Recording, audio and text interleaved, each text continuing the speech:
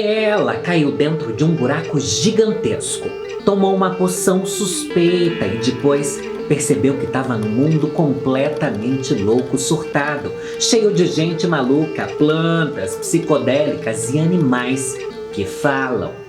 Não tô falando de vocês, bichos que vêm aqui pro centro de São Paulo ferver, tá bom? Essas festas que tá tendo aqui. Não é sobre isso, mas poderia ser. Porque hoje a gente vai cair num buraco que não é um buraco de minhoca, é um buraco muito mais profundo. Nós vamos entrar junto com Alice no tão misterioso País das Maravilhas. Tô até com uma camiseta, ó, gente, camisetinha da Alice, dá pra ver? A gente vai juntos descobrir a origem de um dos contos mais famosos do mundo, os reais significados por trás dos personagens e as teorias bizarras e bastante pesadas também que envolvem essa história tão conhecida e querida por nós. Primeiro, eu acho que todo mundo que consome minimamente cultura pop conhece Alice no País das Maravilhas. Seja pela versão animada do conto, feita pela Disney em 1951, ou pela versão live action do Tim Burton de 2010, que eu detesto particularmente, mas também tem um monte de versões, tá sempre no teatro, até em musicais da Broadway. E o que é interessante é que tem muitos personagens nessa história que são extremamente icônicos, talvez até mais icônicos do que a própria Alice, né? E é justamente por isso e por a gente ter tantos personagens loucos para se identificar que essa história faz tanto sucesso. Mas o que algumas pessoas talvez não saibam é que não foi a Disney que criou essa história. Na verdade, a maior parte das histórias que a Disney conta não foi ela que criou, né? São contos mais antigos. A história da Alice foi escrita há mais de 150 anos atrás. Charles Ludwig Dodgson publicou esse conto em novembro de 1865, utilizando o pseudônimo de Lewis Carroll. E o mais curioso é que a história foi baseada em uma pessoa que realmente existiu. Uma garotinha de 11 anos chamada Alice Liddell. Mas daí você se pergunta, a gente pode dizer que Alice no País das Maravilhas é uma história real? Calma lá que não é bem assim, né? Pelo amor de Deus, você acha que uma criança caiu num buraco, encontrou um monte de rainha e carta falante? Não é assim que funciona. Mas enfim, vamos voltar pro começo de onde essa história surgiu. Antes de ser conhecido como Lewis Carroll, o Charles Dodgson era um matemático, nascido no ano de 1832 em Cheshire, na Inglaterra. Não sei falar Cheshire, é assim que fala, Cheshire. Ele era muito criativo, ele começou a escrever poesia e contos ainda muito jovem. Em 1856 ele criou esse pseudônimo dele. Pseudônimo, para você que não sabe, é quando o escritor inventa um nome de guerra, uma identidade secreta, sabe? Igual eu criei a Lorelai Fox, porque vocês nunca vão saber meu nome de verdade. Com esse pseudônimo ele começou a assinar tudo que ele escrevia como Lewis Carroll, para tentar separar o trabalho dele como escritor da carreira acadêmica que ele tinha como professor de matemática. Depois de algum tempo escrevendo contos, ao mesmo tempo em que ele dava aula na Universidade de Oxford, ele acabou conhecendo Henry Liddell, o diretor da Christ Church College. E uma amizade começou ali, uma amizade estranha, eu preciso dizer. O Sr. Liddell tinha acabado de se mudar para Oxford junto com a sua esposa e suas 3 filhas, Lorena, Edith e Alice. O Lewis Carroll era um cara super simpático, super da galera. Ele era tão querido, diziam que ele era muito carismático, ele se dava muito bem com crianças. E a amizade entre o Sr. Liddell e o Lewis cresceu tanto que ele frequentava demais a casa da família do Lewis, convivia muito com as filhas, fazia passeio com as crianças, passava dias na casa dos outros. Não é que era chato, eu tô achando ele um chato. Só sei que num desses passeios que o Lewis estava com a Lorena, a Edith e a Alice no rio Tâmisa, estavam lá andandinho de barco, só que ele percebeu que a Alice estava meio borocochosinha. Ai, Alice, está tão tristinha. Só sei que ali, no meio desse passeio de barco, ele começou a criar umas histórias e tal, onde a Alice era a protagonista, e ele começou a inventar tá bom? Pra entreter as crianças e elas acharem divertido. Nossa, que incrível! Daí a Alice, vendo aquele tiozão tentando ser legal, ela ficou com um pouco de pena. Tá bom, aqui eu tô dando aqui meu tempero pra história, tá? Ela ficou com um pouco de pena e falou assim: ai, tio, essa história tá tão legal. Mas pras irmãs ela virava e falava assim: meu Deus, que velho louco. Essa história tá tão legal. Escreve pra mim essa história. Eu quero ter ela escrita. E assim nasceu a primeira história de Alice no País das Maravilhas. Naquele mesmo dia, Alice pediu para o Lewis escrever a história num livro que dias depois ele presentearia Alice com essa que foi a primeira versão do conto, que na época se chamava As Aventuras da Alice no Subterrâneo. A relação do Lewis com a pequena Alice continuou por um tempo e durante esse período o escritor passou a ser o fotógrafo oficial da família. Ele gostava muito de ter a fotografia como um hobby, tá? Ele tirava muitas fotos das crianças que ele convivia e tal, e ele gostava muito da Alice, tirava muita foto da Alice. Não existe nenhuma prova explícita de um sabe? Dessa relação estranha que ele tinha, desse apego emocional ali, mas hoje em dia, revisitando a biografia dele, muitos biógrafos dizem que não, ele só tinha uma admiração, outros dizem que a própria família da Alice tentou expulsar, separar eles, né, que ele escrevia cartas para Alice, cartas que sumiram, que foram queimadas, inclusive que os diários dele teriam sido ali alterados para que a gente não visse determinadas passagens, mas ninguém sabe se era porque ela era, né, problemático. Eles tiveram essa relação aí até a Alice crescer, quando ela acabou se casando, mas quando o marido da Alice faleceu, as coisas apertaram financeiramente e ela acabou vendendo a versão original do livro que ela havia ganhado do Lewis. E assim, o conto se tornou muito famoso. O Lewis faleceu em 1895 e a Alice viveu até os 82 anos, falecendo em 1934. Esse é o pequeno contexto de como surgiu a história, mas vamos agora para os significados bizarros que podem ter por trás dos personagens da Alice. Vocês sabem que é uma história toda maluquinha, toda fora da caixinha, oh my god, she's so crazy. Mas será que tudo isso é só um amontoado de coisas sem sentido? Ou existe realmente uma explicação por trás? Uma explicação alienígena. Mentira, gente, hoje não tem alienígena. Eu queria pôr um alienígena no meio dessa história, que é o que falta. Segundo as nossas pesquisas, muita gente acredita que todo o universo e os personagens criados por Lewis carregam um significado oculto. E alguns desses significados são: primeiro, a história já começa, não sei se você lembra, tá? A Alice tá lá entediada junto com a irmã dela, ela vê um coelho correndo, a menina é futriqueira, tá bom? Vai atrás do coelho, acaba caindo num buraco profundo. E essa é uma das cenas que talvez seja a mais icônica, né, da história da Alice, ela caindo, se bem que o chá, né, a hora do chá, ali fuma aqui, toma um chá, é bem icônica também. Mas ela caindo é muito icônica, ela vai caindo, até que ela perde até o medo de cair e continua, né? Ela vê objetos flutuando, ela vê o buraco se abrindo, e ela não chega nunca no fundo, né? Para muitas pessoas o buraco simboliza o início da jornada de autoconhecimento. Alice no País das Maravilhas é considerada uma história de coming of an age, é assim que fala? Ou melhor, de essa história famosa, tipo Heartstopper, que é um romance, tá? Mas é crianças que estão se tornando adolescentes, crianças ou adolescentes que estão se tornando adultos, né? Essa virada, essa transformação em fases da idade das pessoas. Quando a Alice cai nesse buraco, ela é forçada a deixar para trás tudo que ela conhece e se aventurar no mundo desconhecido que supostamente seria o mundo da vida adulta. Toda essa jornada faz a garota confrontar os seus medos, descobrir aspectos sobre si que ela mesma não conhecia e amadurecer bastante. O que leva à interpretação de que às vezes é preciso deixar para trás o que é familiar. Enfim, se aventurar no desconhecido para descobrir quem a gente é, né? Largar aquele lugar da infância e descobrir que a vida adulta, né? O começo da nossa adolescência e vida adulta é um turbilhão de sentimentos completamente doidos. Mas existe a gíria aí de se emburacar nas drogas, né? Quando você usa a droga e dá uma bad, você se emburaca. Por quê? Porque você cai no buraco igual a Alice. Cuidado, hein?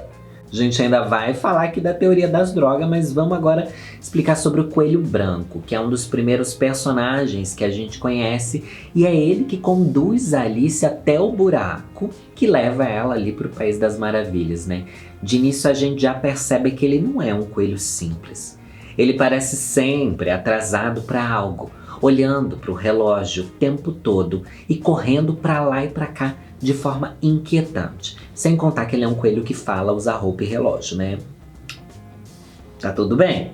Uma das interpretações sobre esse personagem é a alusão aos impulsos agressivos, a ansiedade e o comportamento paranoico, né? Ele é extremamente inquieto. Seria uma alegoria desse sentimento tão comum da vida adulta.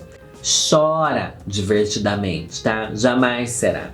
Outra interpretação é que o coelho representa o homem moderno, que sempre está preocupado com o que ele precisa fazer em seguida, né? O próximo compromisso, a próxima coisa que ele tem que entregar, para onde ele tem que ir, ele se perde, ele não consegue fazer 1 milhão de coisas ao mesmo tempo, enfim. Ele tá sempre ali na loucura em vez de aproveitar o momento e viver no presente, né? Ter a atenção plena. O que faz muito sentido, já que a gente é tudo burnoutado aqui, você deve se identificar de alguma forma, né? Outro personagem que faz muito sucesso é o Chapeleiro Maluco. E esse tem uma história bem estranha, intrigante, que, enfim, ele é um personagem que talvez seja um dos mais famosos, não por causa da animação da Disney, mas por causa dos filmes do Tim Burton, onde ali como é que era o nome dele? Johnny Depp fez mais um personagem esquisitinho, Oh My God, She's So Crazy. E ele se tornou muito icônico nos filmes, né? Ele é tipo um parceiro da Alice e tal. Nos livros não é bem assim, mas enfim. Dizem que o autor se inspirou em um chapeleiro chamado Teófilos, que morava ali nas redondezas de Oxford e sempre usava uma cartola e um fraque. Um adendo curioso aqui é que lá nos anos de 1800, os chapeleiros, naquela época, tinham alguns métodos de trabalho que não eram nada saudáveis e até perigosos e arriscados. Para finalizar os chapéus que eles faziam, eles usavam uma mistura que tinha mercúrio na composição, sendo que o mercúrio é uma substância tóxica que pode causar diversos danos à saúde física e mental das pessoas. Então dizem que sim, naquela época existiam os chapeleiros que eram mais doidinhos, aquele louquinho do centro, que você não sabe se ele tá querendo te zoar ou se ele realmente tem um problema mental, né? Era o chapeleiro naquela época. Agora, os significados subliminares seriam de que talvez ele representasse a instabilidade da mente humana e principalmente a busca por sentido num mundo completamente caótico. Ele tem uma mudança de personalidade constante e isso seria para simbolizar a fluidez de identidade e a transformação interna que o ser humano passa ao longo da vida. Tá, falei aqui, parece que não faz sentido nenhum, mas é mais ou menos uma analogia para você quando você olha quem você foi no passado e não se reconhece, né? Às vezes com o tempo a gente muda tanto que nem se reconhece com quem a gente foi. Por isso eles estão o tempo inteiro pensando no desaniversário, em quem ele era, em quem ele foi. Essa é uma das maiores discussões ali no momento do chá da Alice. A Rainha de Copas. Uma das figuras mais icônicas é a da Rainha de Copas porque ela é extremamente impulsiva, compulsiva, agindo por instinto. Nunca pensa muito bem nas suas próprias atitudes e tá sempre gritando. Eu me identifico muito, ainda mais porque ela é cabeçuda. Você sabe que eu sou cabeçuda também. Ela quer resolver tudo na base do cortem-lhe a cabeça. Ela traz uma alusão clara ao autoritarismo e a como o poder cega as pessoas. Eu também acho que é uma crítica, né, a esse tipo de governo e também porque as rainhas não eram assim, gente. Hoje em dia a gente acha que não, mas rainha é extremamente autoritária e polêmica, né? Complicado. Além disso, ela traz uma personalidade extremamente narcísica, vaidosa e preocupada com a própria imagem o tempo todo, o que leva a um caminho de instabilidade emocional. Nossa, parece que eu tô lendo aqui o horóscopo do dia dela, né? Mas o próprio autor, o Lewis Carroll, dizia que o tamanho da cabeça dela era proporcional à necessidade que ela tinha de estar sempre no controle, manipulando todo mundo ao seu redor. Mas se a gente já entendeu um pouco dos personagens, quais seriam as teorias sobre a história da Alice não ser exatamente uma história tão simples de uma menina se tornando adolescente vivendo uma aventura? A primeira teoria que eu quero trazer é bem maluca e diz que na verdade Alice estaria presa em um manicômio. Naquele período em que a história foi criada, as pessoas com doenças psicológicas eram consideradas aberrações e passavam a vida presas em sanatórios ou manicômios, como a gente vê muito por aí, até tempos bem recentes, né? Principalmente nos filmes a gente vê isso sendo muito retratado. Essa teoria diz que na verdade Alice sofria de esquizofrenia e estaria presa em um manicômio, fazendo com que ela criasse uma realidade alternativa para enfrentar o dia a dia dentro dessa prisão médica. Nessa teoria, todos os aspectos do conto são vistos por outro viés. O buraco que Alice cai seria, na verdade, a janela do seu quarto, por onde ela deseja pular, saindo daquela prisão e conhecendo o mundo exterior.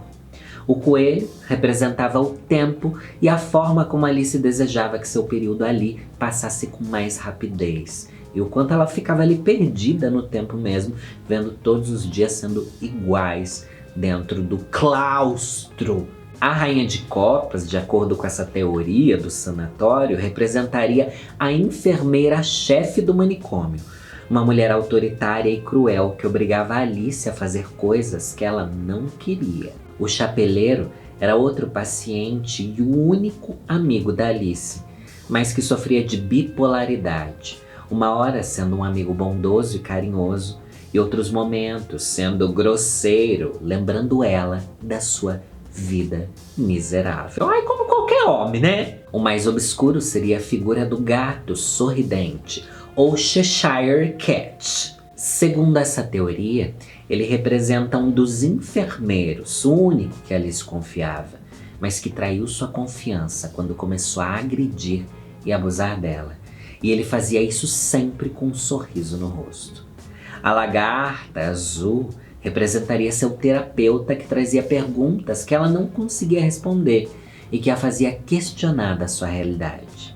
A rainha branca, que cá entre nós só aparece lá no segundo livro da Alice, que é a Alice através dos espelhos, né?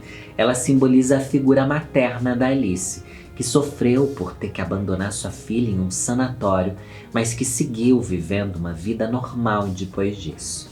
Por fim, o Beba-me e o Coma-me, né? Esse momento também antológico, onde a Alice vê ali uma coisinha que é pra comer e pra beber, e ela realmente vai lá, come e bebe, né? Louca. Essas seriam alusões aos remédios que a Alice tinha que tomar todos os dias, e que por serem extremamente fortes faziam com que ela tivesse alucinações, como se ela estivesse encolhendo ou aumentando de tamanho. Essa é uma teoria bem maluca, mas que parece ter algum sentido, né? O que vocês acham? Pra mim, se eu também quiser criar uma teoria assim, eu posso dizer que é, na verdade, uma analogia de estúdio.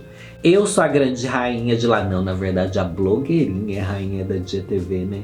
Que é completamente louca, cabeçuda, autoritária, é imprevisível. Eu seria quem na Alice do País das Maravilhas?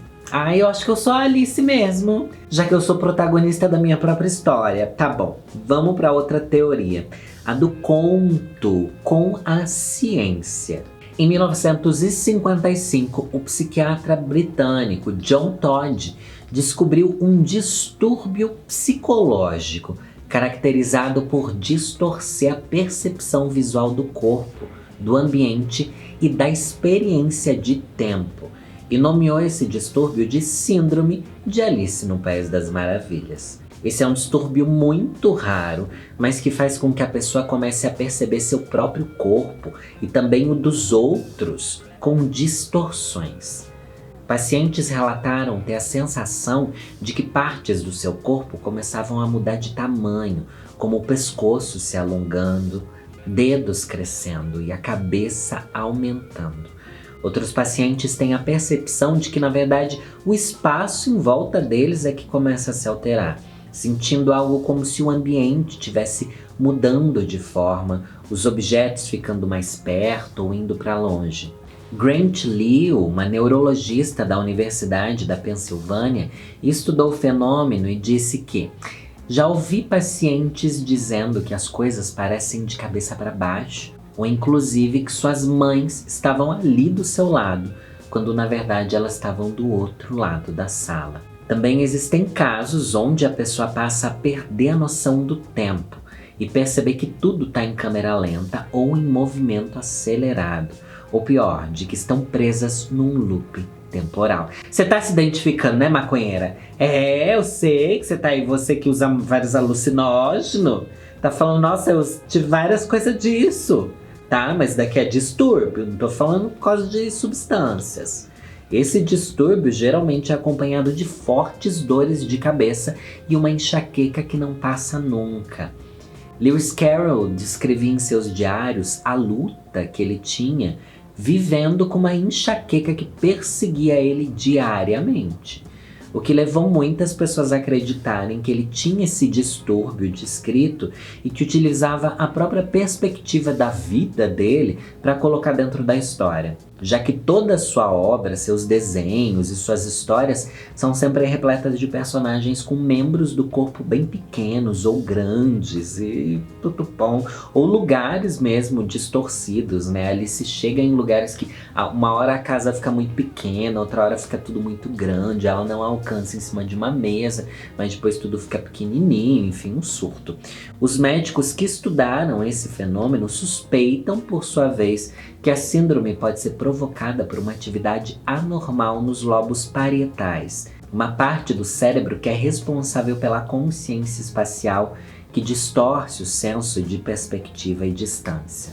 Tá, ninguém provou que esse tipo de distúrbio mental era o que o Lewis Carroll realmente tinha, mas fica bem bizarro a gente pensar que ele descrevia tanto na história dele algo que algumas pessoas vivem, né, na vida delas com um problema mental. Agora, uma teoria que para mim é uma das mais simples e mais reais, que eu já até comentei aqui, é a teoria da transição entre a infância e a vida adulta, né? É a teoria favorita dos fãs porque é a menos bizarra também, né? Ela traz alguns simbolismos como a confusão, a curiosidade, os desafios e os aprendizados que marcam esse período da nossa vida. A jornada da Alice começa com a sua curiosidade, com a falta do que fazer da criança e com essa fase que a gente não tem medo de se jogar, né?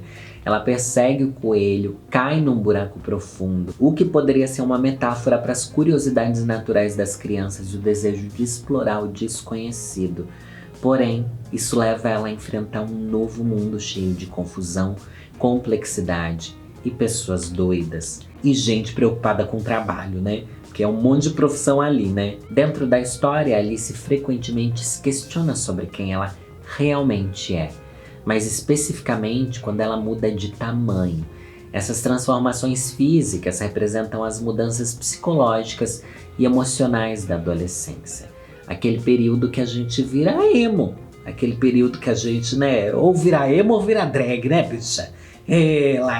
O contraste entre o mundo real e os absurdos do País das Maravilhas simboliza o conflito interno da Alice, que está passando ali por uma transição para a vida adulta, onde a partir daquele momento ela deve conciliar os sonhos dela e a sua imaginação com a realidade e as responsabilidades insuportáveis e chatas do mundo adulto. No fim da história, Alice demonstra que agora ela tem uma nova perspectiva e que, de certo modo, ela amadureceu.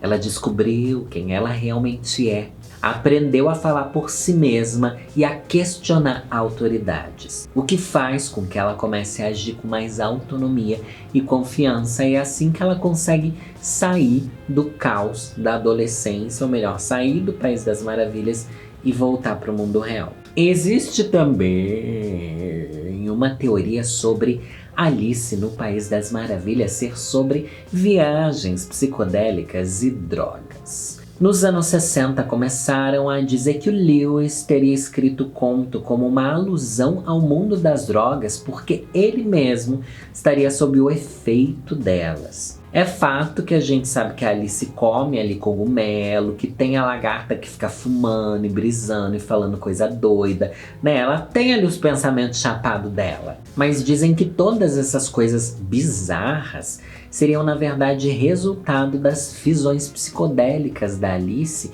estando sob efeito de drogas. Mas, gente, essa teoria começou a surgir nos anos 60. E você sabe que ali estava começando a onda hippie da nova era, as drogas estavam entrando num novo boom ali. E a Alice foi escrita muito antes disso. Na época que o Lewis escreveu Alice, as drogas eram usadas mais com efeitos terapêuticos, né? Eu acho que já existia ópio, não sei se LSD já existia, enfim, maconha existia porque Deus criou, é ou não é? Só que eu acho que eles pegaram aqui nos anos 60 a visão da imagem que a gente tem muito do filme, né? O filme da Disney realmente é muito psicodélico, então ele traz essa imagem assim. A história no livro é doida, mas o filme é psicodélico, ele tem cores assim bizarras, né? A gente traz mais essa ideia da droga principalmente por causa do filme do que por causa do livro. E não é porque o cara escreveu uma história completamente doida, que parece que só alguém chapado podia fazer, que ele realmente estava drogadão, né? Eu aqui não posto os pensamentos chapados sem estar, né, ali sob efeito de alucinógenos. Mesmo que agora tenha sido liberado. Vocês não vão me ver de olho vermelho aqui, gente, me desculpa. Mas e você? O que você acha que está por trás da Alice no País das Maravilhas? Eu confesso que a história ali do manicômio eu acho um absurdo. É tipo o povo que acha que o Harry Potter também é uma história que na verdade ele inventou estando preso e sendo abusado pela família. Né? Tipo, não, gente, não, a história realmente aconteceu, tá? Não acho legal essas histórias que falam assim, olha, na verdade nada da história aconteceu, não gosto. Eu acho que sim, é uma história sobre o processo dela entrar na adolescência, tá bom? Mas também acredito que vai que o Lewis Carroll tinha esse problema mental, né? Essa disfunção no cérebro que fazia ele enxergar o mundo com uma enxaqueca poderosa e os membros maiores ou menores e tudo se distorcendo. Às vezes era isso. Mas deixa aqui nos seus comentários quais são suas opiniões. E se vocês gostaram desse vídeo e quiserem que eu traga mais contos de fada, histórias da Disney ou não, e a história real por trás delas, é um grande clichê, mas é um tema que eu acho bem interessante, né? Vocês sabem que todas as grandes histórias da Disney, na verdade, vieram de outros lugares e geralmente os contos de fada têm um fundo bastante assustador e triste, tá? É bem bizarro. E eu acho super legal. Mas enfim, tudo se vocês comentarem aqui e nas minhas redes sociais. Também me siga lá, eu sou @Lorelai_Fox em todas elas. E peço mais uma vez para vocês participarem do meu clubinho do Apoia-se. Gente, tem link aqui na descrição para você ouvir o podcast exclusivo Conselhos Ruins, tanto na Apoia-se ou na Aurelo, por apenas R$10 mensais. Vale muito a pena. Obrigado de coração por vocês estarem até aqui. Um beijo. E é nessa que eu vou.